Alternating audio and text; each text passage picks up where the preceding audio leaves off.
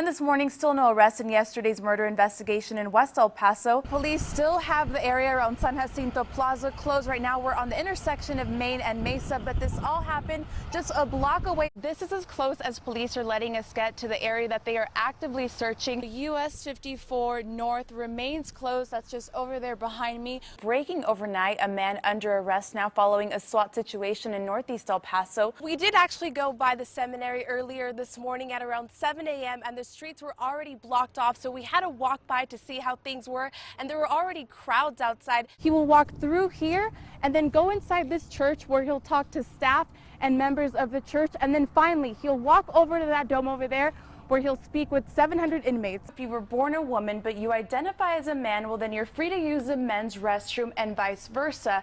However, if SB 6 becomes a law, that would no longer be a choice. For just 3 minutes, hundreds of families from Juarez and El Paso will get the chance to reunite, hug each other, and embrace one another. But the conditions here feel far less civilized. 300 people live here, making it one of the largest remaining communities without a water or sewer line. Buckling up is the first thing most of us already do when we get into a car, but TxDOT officials say 1 in 10 Texans don't do what I'm doing right now.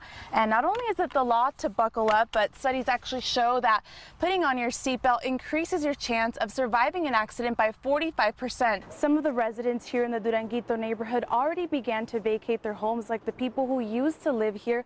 But there's just one woman who is saying no way. The one who lives over there, she says that no amount of money is worth leaving the memories her and her family have built here over the decades. New information on the stabbing death of an off-duty Border Patrol agent. Investigators say the suspect first assaulted the agent's wife. The FCC is taking big steps to protect you from the billions of robocalls Americans are getting every month. El Paso County is joining other Texas counties and cities in suing the state over the so-called sanctuary cities ban. There's a home not too far from where I am, and if you look down here, there's dozens of empty shell casings and shotgun rounds. Dawn and Brianna, I think it's time for me to go join them. Oh, no. I need to get in on this, so I'll see you guys back in the studio later. Sit down and do it, Daniela. And you know, I read it's an all-Latino cast, Right. so really cool to see some of the Latin American culture on the big screen. The U.S.-born giant panda and an NC9 Today favorite Bao Bao will move into her new home in Southwest China today after finishing a 1-month quarantine.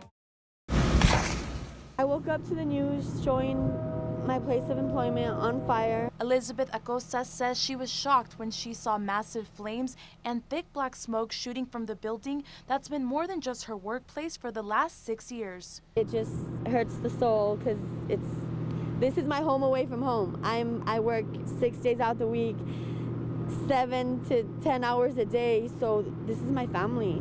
Texas boombox and the structure next to it now vacant, but once a women's shelter caught fire right before 4 a.m. and it took crews about 4 hours to get it all under control. As a precaution, we evacuated 3 neighboring residents.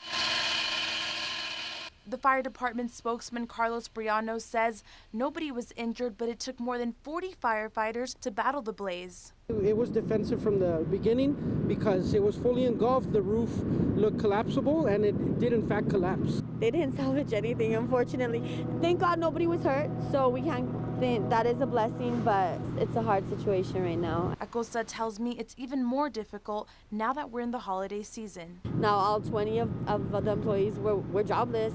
We have no job. We have no money. We all work paycheck to paycheck, so this is gonna be hard.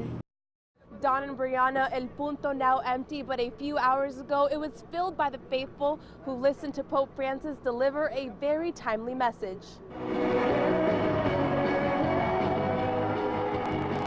Singing along to the song Francisco Es, a crowd that was at times exuberant and at times subdued, welcomed Pope Francis to El Punto. After greeting folks inside the Benito Juarez Stadium, the Pope zigzagged his way through the masses before presenting an offering and prayer along the border. The crowd silent as the pontiff took a moment to pray for migrants who passed away while seeking a brighter future in the United States. Convertir lo que nos está destruyendo como pueblo. It was a moment that set the tone for what would be one of the key themes of his Mass. The Pope called forced migration a global crisis, issuing a call for action. It was a welcome message for many of the pilgrims we spoke to.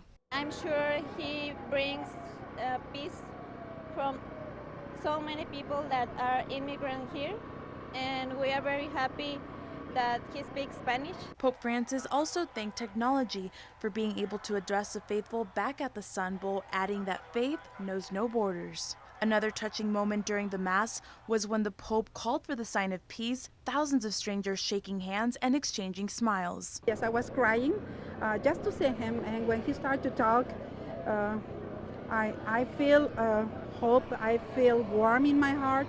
History is just one in a lifetime.